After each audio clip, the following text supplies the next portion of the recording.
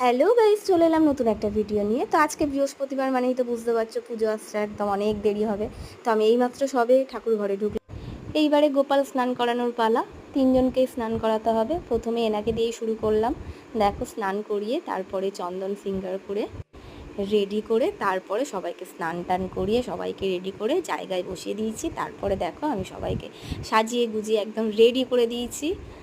উপরের গুরুদেবগুলোকেও আজকে খুব ভালো লাগছে, যেহেতু আজকে বৃহস্পতিবার একটু ফুলমালা তো লাগেই।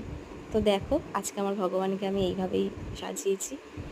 তারপর হচ্ছে নিচের ঘরের আজকে পূর্ণিমার পুজো। প্রতিবারেই সন্ধেবেলা দেওয়া হয়, এইবারে সকালবেলা দেওয়া হয়েছে। সকালে আমি আর মা জোগাড় করেছি, বড় জেঠিমা এবার পাঁচালি পড়ে। তারপর আমি নিয়ে চলে এসেছি এক গ্লাস ছাতু নিয়ে, রান্নাঘরে ঢুকে পড়েছি, কারণ রান্নাটাও তো দেখতে হবে। আজকে পূর্ণিমার জন্য নিরামিষ খাওয়া হবে, তাই রান্না বসিয়ে দিয়েছি। আর এদিকে জেঠিমার পাঁচালি পড়া আরম্ভ হয়ে গেছে। তো ব্যাস, আজকে এইটুকু। ভালো লাগলে